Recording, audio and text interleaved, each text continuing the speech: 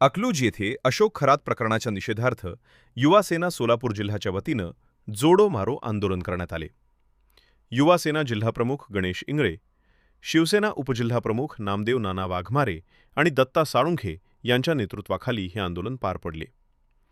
या आंदोलनात माळशिरस तालुक्यातील मोठ्या संख्येनं युवक, महिला व नागरिक सहभागी झाले होते. यावेळी गणेश इंगळे यांनी अंधश्रद्धेपासून दूर राहण्याचे आणि भोंदूबाबांच्या जाळ्यात न अडकण्याचे आवाहन केले.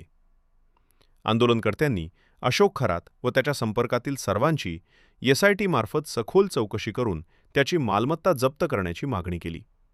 तसेच अशा भोंदूगिरीविरोधात कठोर कारवाईची मागणी करण्यात आली.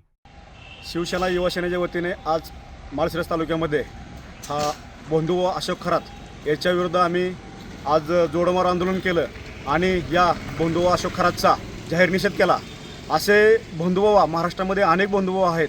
या भोंदूबाबांचा बंदोबस्त झाला पाहिजे आणि हा जो अशोक खरात आहे, अशोक खरात याला फाशी देण्यात यावी अशी मी सरकारला विनंती करतो. आणि दुसरी एक विनंती सरकारला करतो की सोलापूर जिल्ह्यामध्ये अनेक पुढारी ह्या भोंदूबाबा अशोक खरातच्या संलग्न आहेत. ते त्या ठिकाणी जात होते, तर त्यांचीही या सोलापूर जिल्ह्यातल्या पुढाऱ्यांची चौकशी करण्यात यावी.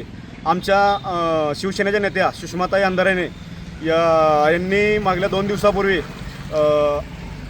सोलापूर जिल्ह्यामधील एका नेत्याचं नाव उघड केलेलं आहे. त्याही नेत्याची चौकशी करण्यात यावी आणि इतर जी बाकीची काय पुढारी असतील त्या पुढाऱ्यांची चौकशी करण्यात यावी ही मी एक शासनाला विनंती करतो. आणि या भोंदूबाबा खरातला जास्तीत जास्त कठोर शिक्षा देण्यात यावी ही एक मी सरकारला विनंती करतो.